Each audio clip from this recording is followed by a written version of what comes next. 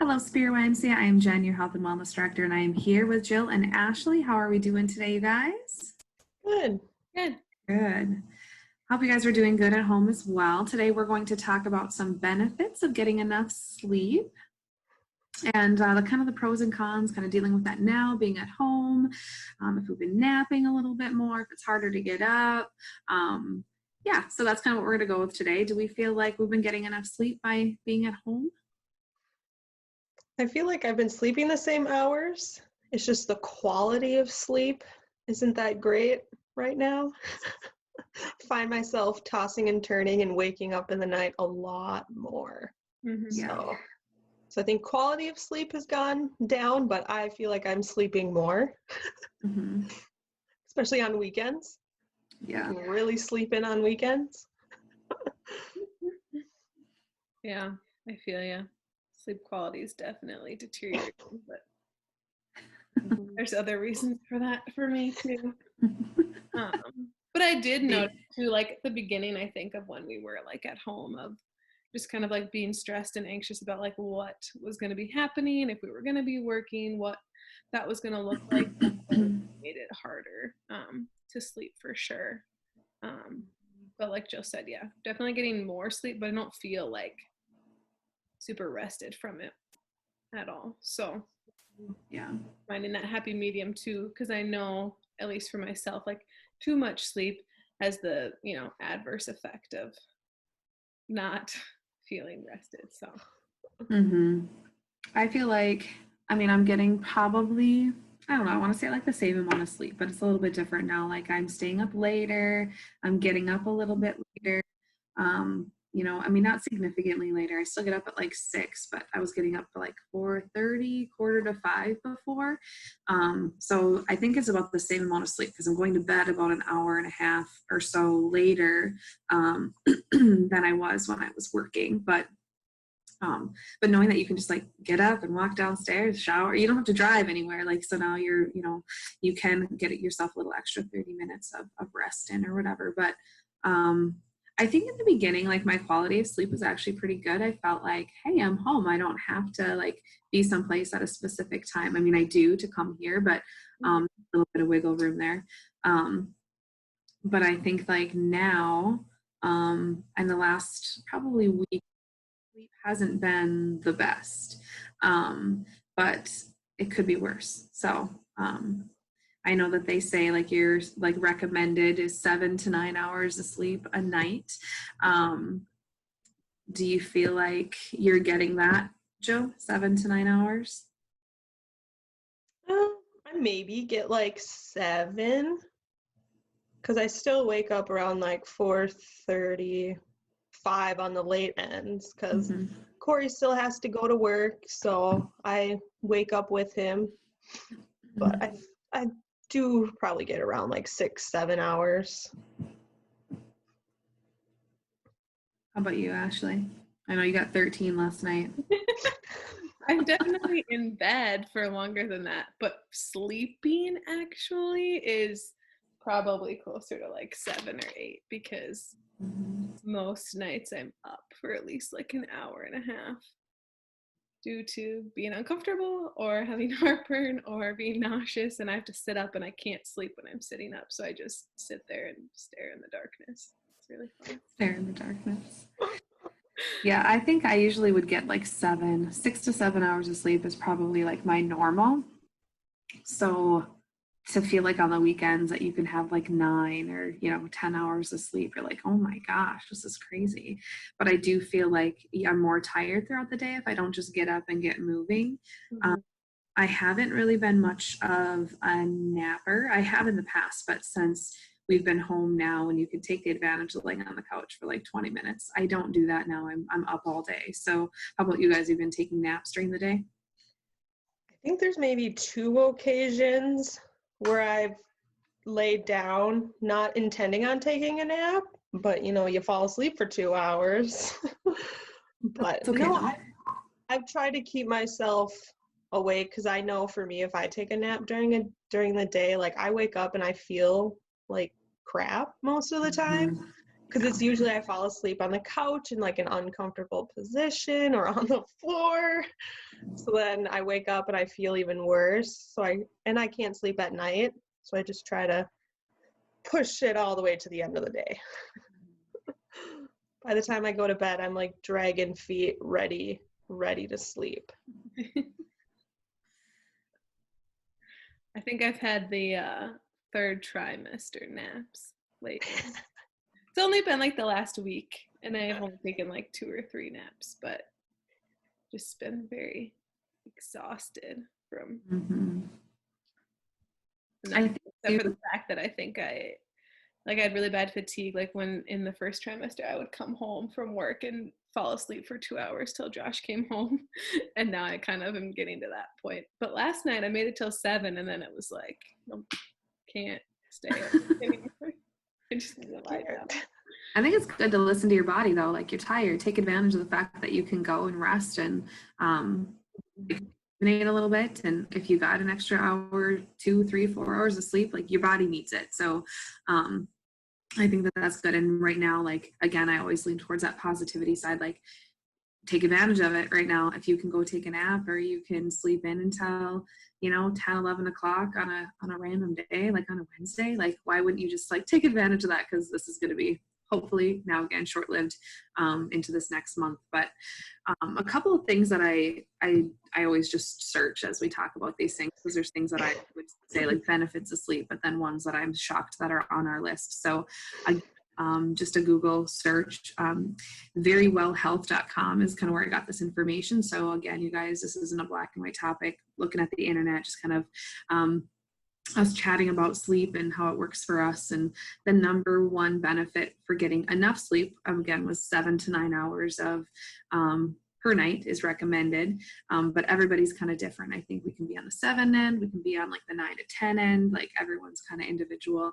But the first one was keeping your heart healthy.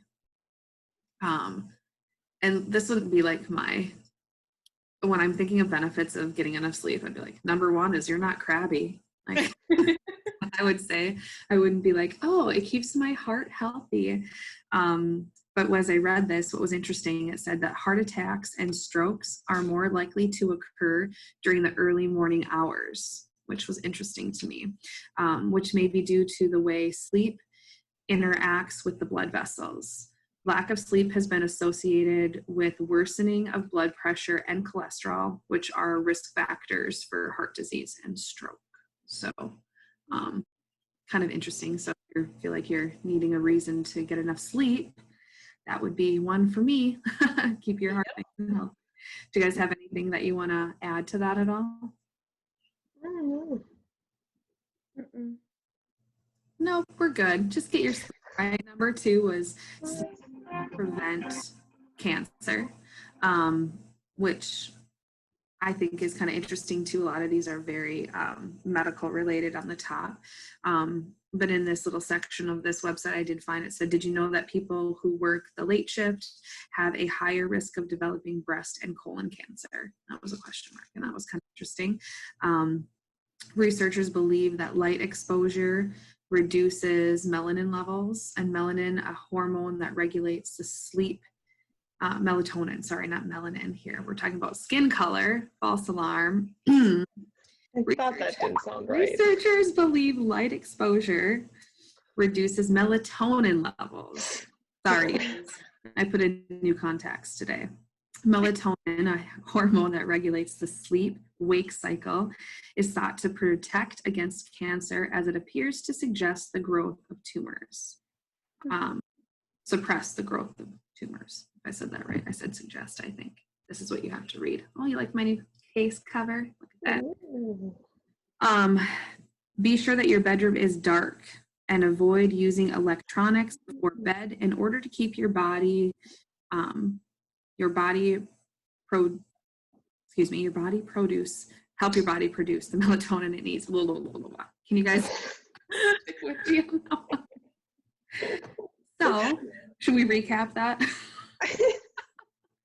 Keep it dark in your room and don't use electronics before bed in order to help your body produce the melatonin that it needs, which Makes sense. So are you guys technology go-to people at night?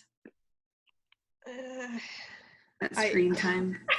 Kind of. Like, I always just, take one last scroll through like Facebook or Instagram, which I've been trying not to do lately. Usually I try to go plug in my phone upstairs, charge it, have my alarms ready to go, and then kind of not look at it until, morning. But yeah, I do that. Not gonna lie. I know, it's like I feel like I have to check, like, make sure there's no new notifications because I'm gonna be asleep for the next however long, and maybe they're important. They're not usually.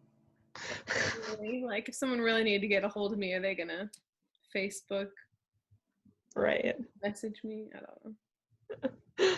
Probably not. I got into a bad habit of like Pinterest is like my mind numbing activity, just because you can scroll and scroll and scroll and like you don't really have to pay attention to too much. It would actually put me to sleep. But I think that's still kind of bad. As I've been home, I've been not trying to do that as much. I do watch TV at night, but that's the only time I watch TV. So I'm not in front of the TV all day, every day. I don't even have a TV in my living room.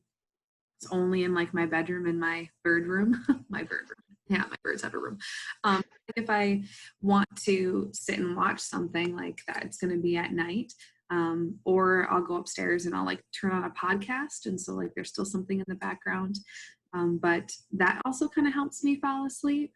So it's really kind of weird that you reach towards that, that's you have to have the TV on a little bit to kind of get you tired, or your podcast has to be running in the background. I know Justin does need some noise to sleep, so he listens to a podcast quite a bit. As he's falling asleep, if it's too quiet, and he needs a little kind of some lights on and stuff too. Like it's just kind of different. And I need it like super dark. I like my fan on for a little bit of like noise. But yeah, I notice more now that I've been using my podcast at night, I'm kind of needing that to fall asleep now. So it's not a good habit, but it could be worse. Like your routine and stuff, I feel like too, like you said, like you're not watching TV all day. You're not, like that's kind of like, oh, I do that as I'm winding down. It's not something I'm using to like stimulate myself, I don't know, throughout the day. Right. And I associate it with you're sleeping. Not like, I think that, right. At least from what I've heard, is like a lot of it is like the blue light filter or whatever.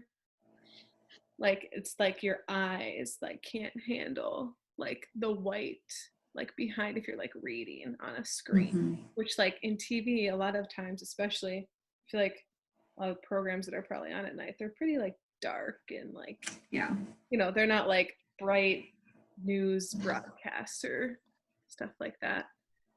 But I think like what I watch too is like documentaries on TV, or true crime like stuff. So to me, that's something that you don't even have to watch the TV. You can close your eyes and just listen, because that's what my podcasts are like too. Yeah. And most of the time the voices are super like relaxing. So even it could be like in the middle of the day and I'm listening to one, if I'm on the couch, I'm like, oh, I want a nap. Like, I want to listen to it, but I want a nap. So it kind of is like that relaxing, calming for me a little bit more.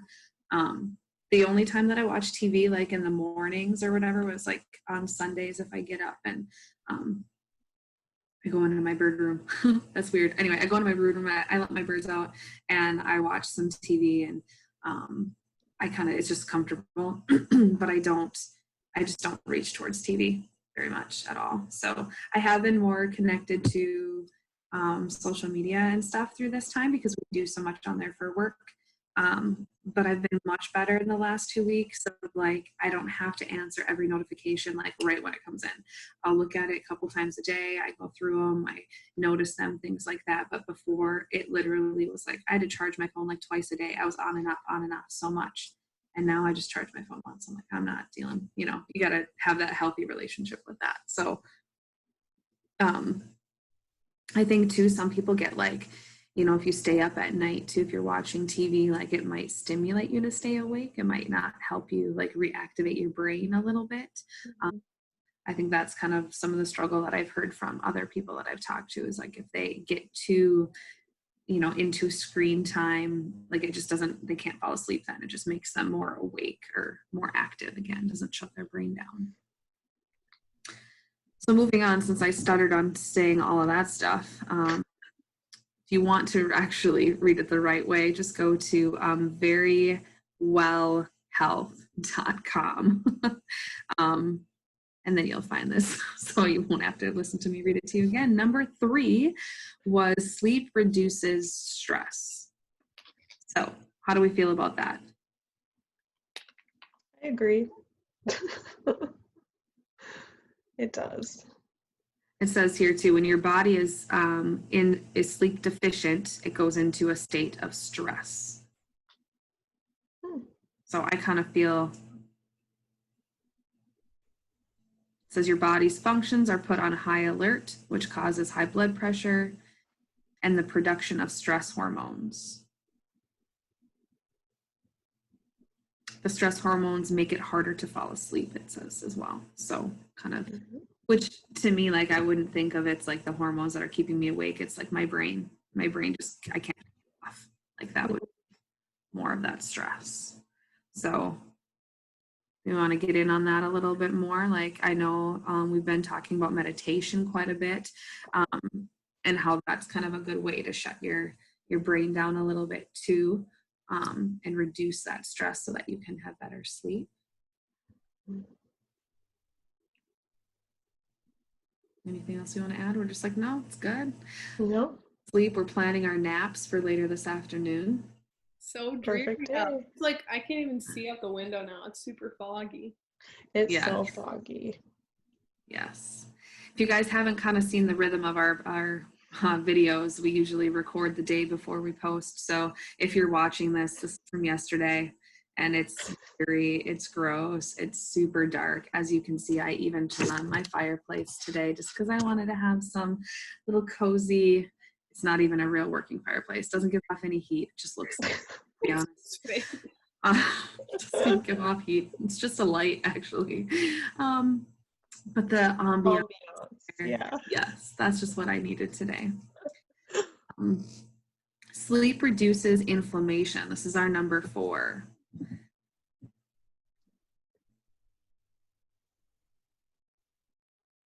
Says increased stress hormones caused by lack of sleep raises the level of inflammation in your body. These all go back to like making your risk for heart-related conditions and cancer and diabetes increase. So sleep is extremely important, obviously, but anything we want to branch off on that number 4, that it reduces inflammation throughout your body? Calling me. Oh my gosh. Jill is super popular today. One's from like Indiana and Florida. I'm like, I don't know. I don't want to answer those. No. But man, had like 3 calls already. You're like, I'm working right now. Right? Never get calls. So moving on, if we don't have anything to add about reducing inflammation, sleep makes you more alert, which is just kind of obvious, right? A good night's sleep makes you feel more energized and alert the next day. Being engaged and active not only feels great, but increases your chances for another good night's sleep, which I totally agree with. Mm-hmm. When you wake up feeling refreshed, use that energy to get out into the daylight to do active things and be engaged with your world. You'll sleep better the next night and increase your daily energy level. So I think that that's all really positive. I think like when you get that good night's sleep, you're excited to get up in the morning. You're not sluggish. You just like, I'm ready to move. I'm ready to go get my job done. I'm getting my work done around the house, and like you feel productive, and which does lead to wearing you out through the day so that you do sleep really good the next day. Mm-hmm. Mental thing too, like when you feel like I felt really good today, I felt productive, then the next day just kind of breeds that positivity. have you guys been hearing about like, well, not hearing about them, but heard about like mood trackers? I've been kind of getting into like journaling and stuff a little bit more if you guys have watched more of our videos, but all over Pinterest, these ideas I get at 10 o'clock at night when I'm going to bed, they have all these cool like mood trackers. And I've never really done that before, but I started doing it now, and it's just color coded by like bright markers that I bought, whatever. And I just kind of see what my mood is like each day. And I put my own kind of ways to track it in there. If I was motivated, if I was tired, if I didn't feel well, if I was sad or depressed. And I found out so far, I didn't start this until like 2 weeks ago. I've been very motivated. Neon pink is my very motivated. That's like what's helped me through. But I have had other low days in there as we go through, but it's kind of interesting to kind of like see the cycle. And at the end of the day, I do it right before I go to bed, and I kind of just go back and reflect on my day and how I felt overall for the day. Not saying that I felt motivated 100%, but just the majority of the time. So that was kind of fun to see that. And on those days that I was motivated, I think I was in bed a little bit earlier. When my alarm went off, I was like, sweet, all right, I'm going to get up. And I didn't feel like I had to stay in bed a little bit longer. Like today I did. But have you guys ever done like mood trackers or kind of? I don't go like far as you, but if I do have like an off day, I kind of note it and be like, kind of, struggling today or blah, blah, blah. And then I come back like at the end of the week and kind of reflect on my week and like, okay, well, why was Wednesday such a struggle? And then I'll go back through my day and be like, okay, that's kind of what set it off. So I can kind of keep tabs on that. If I did it color coded, oh man, it'd be a rainbow. See, it's more fun to look at too. They have sleep trackers too. So they have, and it's not, I mean, it's super easy. Just Google it, look at images, and you could print something off at home today and you can start logging your sleep. You can do your mood, just something like that. Since we have like more spare time, I created a whole 3-ring binder of things to do that I carry around with me all day. So to check my mood and do my little things, but it's been helpful too. So sleep would probably be a good one to track, but I don't. So I try to go to bed around the same time every night, and I get up at the same time, kind of.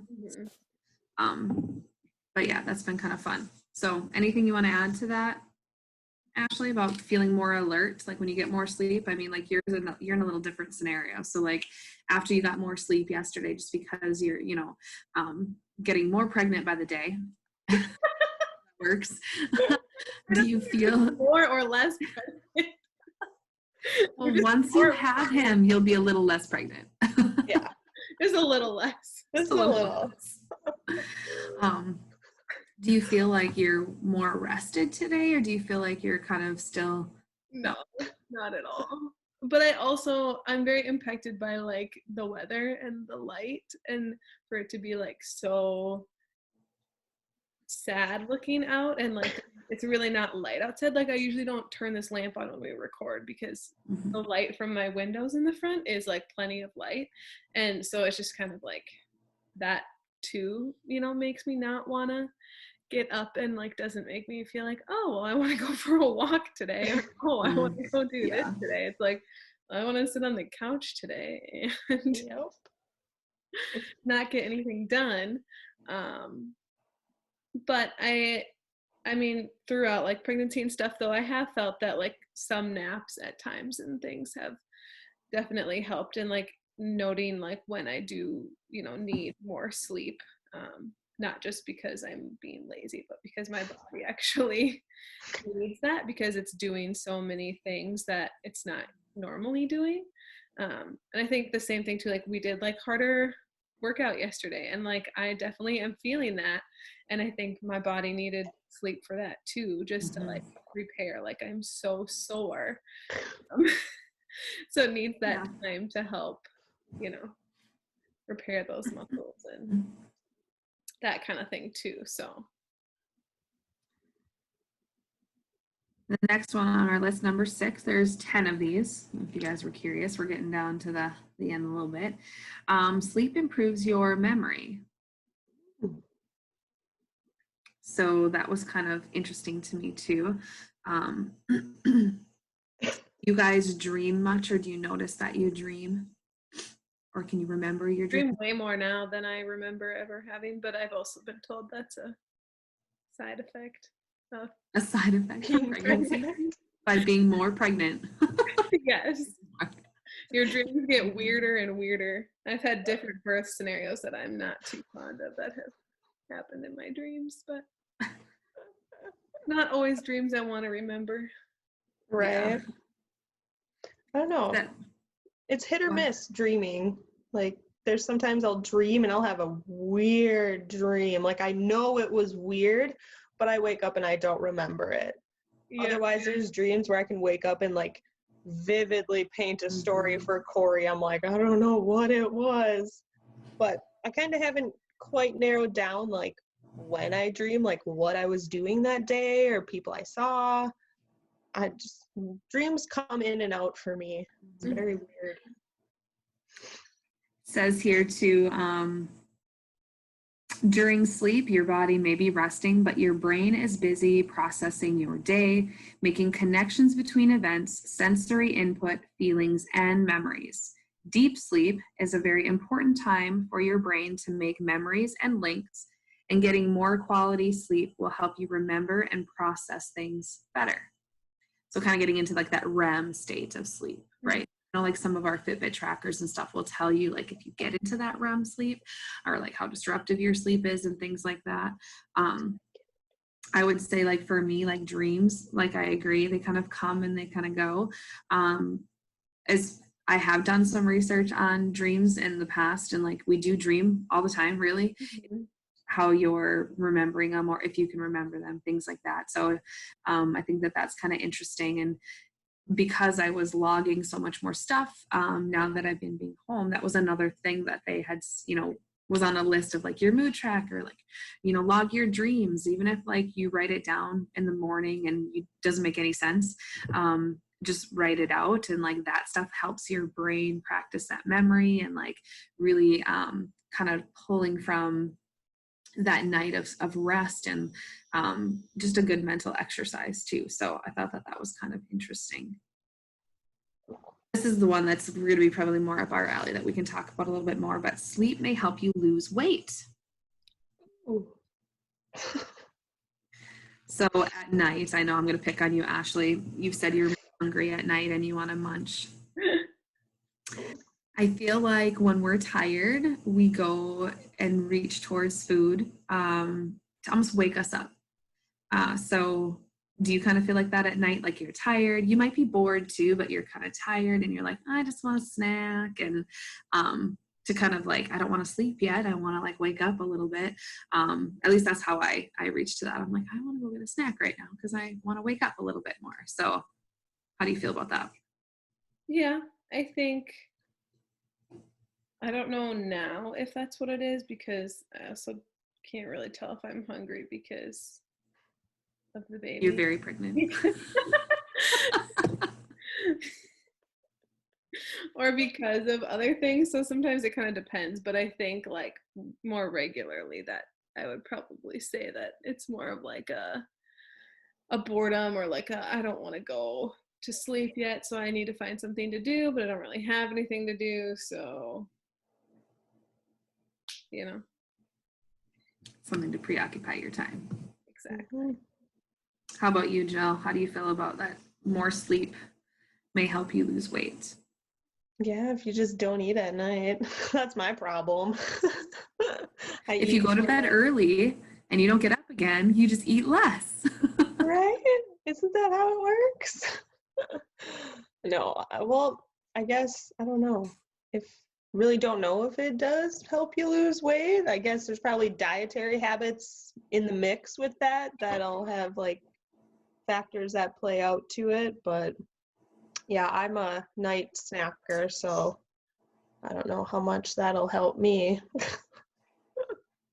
Well, and I think it probably goes along with kind of what I was talking about earlier with like your hormone regulation and stuff too. Yeah. Because I know, like, you know, if you're not getting that, you know, at least like 6 or 7 hours of sleep, like your body's hormones are all over the place. So like appetite regulation and things that like you think, I mean, eating is within your control, but like your hunger and your appetite are not necessarily always under your control, and there's different, you know, factors that influence that. So I feel like when you're not getting enough sleep, those things are kind of all out of whack, and, you know, something that you normally wouldn't be, or a time maybe you wouldn't normally have an appetite, all of a sudden you're like super hungry all the time. I think it's kind of like an add-on too, where like if we're not getting enough sleep, our body is more stressed. And typically when we're more stressed, we reach to more food to help with that stress. And that's again back to the hormones. But on like that simple level for me to put that together, that lack of sleep causes this, which in turn makes me want to do this. And anytime that we're, I believe, like stressed or overwhelmed or really exhausted, like we just make sometimes bad decisions, bad food decisions, I should say. Or bad. You don't make bad decisions just because you're tired. That's not a good excuse.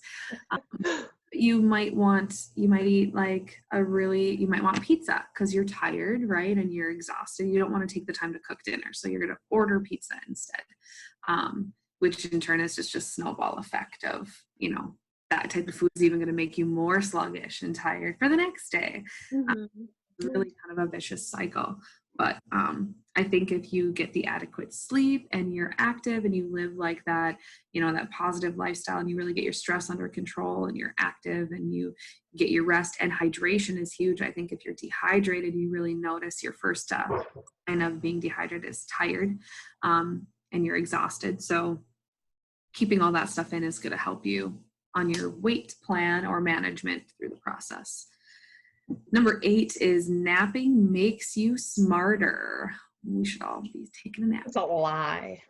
That is a lie. Maybe if I took a nap, I could have read those first words better when we first started. Does it say how long of a nap though? Because I've heard a lot of different things, and usually it's like you have to nap for 30 minutes or less. It's not like these like 2-hour naps. 2-hour-long naps. Okay, well then maybe. What do they call it? It's like a reset for your day, because you don't want to get into like your deep sleep, because then when you wake up during your deep sleep, you're like, Shorter than an hour. It says napping during the day is an effective, refreshing alternative to caffeine that is good for overall health and can make you more productive. In one study, people who did not nap or took naps shorter than 1 hour experienced mental decreases 4 to 6 times greater than those who napped at least an hour. Interesting. Because all those long naps just didn't do anything. Oh, this is good. Okay, I'm going to put a plug out there. Chris, I hope you're reading or listening to this. It says people who nap at work show much lower levels of stress. Napping also improves memory, cognitive function, and mood. I think we should start having nap time. The kids get it. Like, why can't we get it? Like, we should just shut down at 1 o'clock. Everyone gets to nap for an hour. Come back. I mean, they do it in other countries. Like one of my friends in college, she studied abroad in Spain, and they literally, you don't necessarily take a nap, but they have a siesta. Like you take a break. Yeah. From work at least.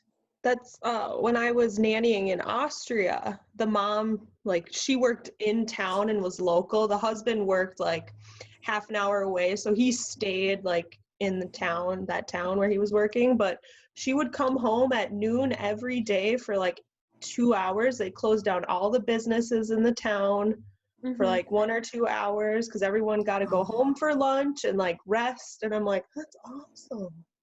Right. It was super nice. Implement that. Right? Hour nap time.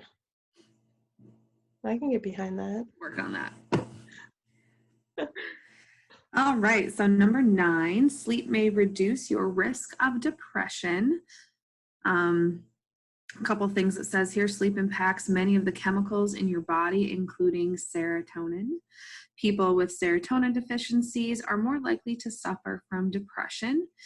You can help to prevent depression by making sure you're getting the right amount of sleep, which is between 7 to 9 hours each night. How do we feel about that? I feel like sometimes, as I just jump right in, I feel like sometimes I'm like, I don't want to say like, I don't like the word depressed or depression, because I'm not like diagnosed with that. So I don't really like to use that for people that actually really struggle with that. So when I have like a little mood, I just want to sleep more. I don't want to function. I just want to like be lazy. I just don't want to deal with the world. So I think that, and sometimes I think it makes it worse because it does. Yeah, so you just kind of internalize everything. So I'm just going to kind of throw it over to you, Jill, there, and how like sleep kind of affects that with you. Because like I'm been diagnosed with, you know, depression, anxiety since I was, oh Lord, like 13. So I've dealt with it like, you know, my whole like kind of adult life. And there is a point where sleep does help because it allows me to kind of just shut off whatever I'm feeling at that time and just sleep, relax. But there's a time when, like, you know, for me, if I was too far down that rabbit hole, I could sleep probably 2 days straight. Like I could just lay in bed and just not do anything and just sleep. So there is that kind of weird where it can help, but yet it can be very not helpful and kind of bring you down even more. Because then I wake up and I'm like, well, I laid all day, like, you know, didn't do anything. Then you feel lazy and then you're like, might as well just keep sleeping. So there's kind of two sides where it can really help or it can kind of really, you know, hurt you in the end. And I know for me, like, I try not to do the long bouts of just laying in bed, and which I've been good. I haven't had anything like that, you know, for years where I just lay in bed and just do nothing. And it's nice that I have a dog. He keeps me accountable of like getting out of bed, because it's either get out of bed and let him out or get out of bed to clean up his, you know, his mess, because I didn't let him outside. So yeah, I feel like it's good and bad. But to reduce, if you don't have depression, and to help reduce it, that might help. But if you already kind of, I feel like, have it, it could be a slippery situation too, from just my experience. I don't know about anyone else. So how then too, no, Ashley, I'm gonna maybe put you on the spot, because sometimes I have read and heard like kind of depression and like pregnancy can kind of sometimes like go hand in hand. Is that generally like after you have the baby, or can it be during the pregnancy too? Did they talk to you about any of that kind of stuff at the doctor's office? I mean, they always have like different pamphlets and like brochures on different types of things. I think it occurs a little bit more after you give birth, but I do know that like sometimes it is while you're pregnant, because whether it's, you know, the changes that are happening within your body, or you know, just preparing for things that you're, you know, not used to, that can kind of creep in with like just the uncertainty of things. And I think especially right now, for like one of my best friends just had a baby, and I know a couple other people that are also pregnant right now. It's just kind of like a weird time to be pregnant, because it's like no one's really excited. Like everyone's showers and everything are getting canceled. Like you having the grandparents having to wait like weeks or months until they can see, you know, the new baby and all that kind of stuff. So I think especially during this just like period in time, it's really difficult for a lot of people because of all the things going on around us. But I do know a couple people personally who have struggled with either like depression or anxiety after giving birth. And it's kind of scary, and a lot of it is like hormonal based, kind of like what we've been talking about with a lot of these sleep benefits. And I think it's just a hard thing too, because I mean, for me, I'm pregnant and I don't have any other kids. So I can take a nap if I feel like I really need a nap. And there are others who have a toddler or, have other kids where they can't really take a nap. Maybe they can take a nap while the other kids are napping, but at the same time, they probably have other stuff they need to get done during that time. And I think after you have the baby and, most of the time you're home for at least a little bit off of work, if you are working by yourself a lot of the time too, even if you have a spouse or a partner, they're usually back to work, within a week or so. And so you're kind of on your own and trying to figure that out. And you can't really take a nap whenever you feel like you need to take a nap because you have like this little life that's counting on you to take care of it. So I think that becomes a big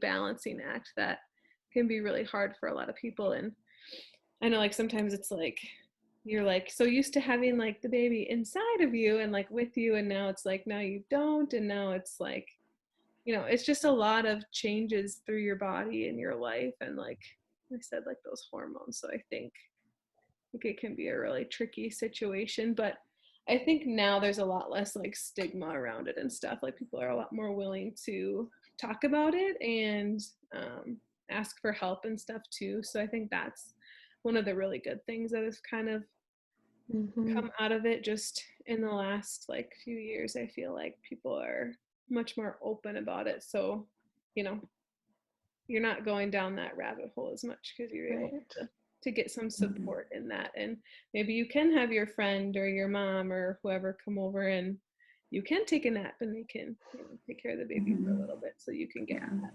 needed rest. So That's good. So looking at our next one here, number 10, this is our last one. Sleep helps to repair the body, helps the body repair itself. Sleep is a time to relax, but it is also a time during which the body is hard at work repairing damage caused by stress, ultraviolet rays, and harmful exposure or crazy hard workouts from the Superior YMCA wellness team. Just kidding. I know my body's repairing itself daily from having to work out at home. So your cells produce more protein while you are sleeping. Again, we know that protein helps rebuild your muscles after a hard workout as well. These protein molecules form the building blocks for cells, allowing them to repair the damage. So how do we feel about that? Yeah. I feel like after we do some intense workouts, like I know I'm more tired at the end of the day. Like when we did our, I don't know even what day it was, yesterday.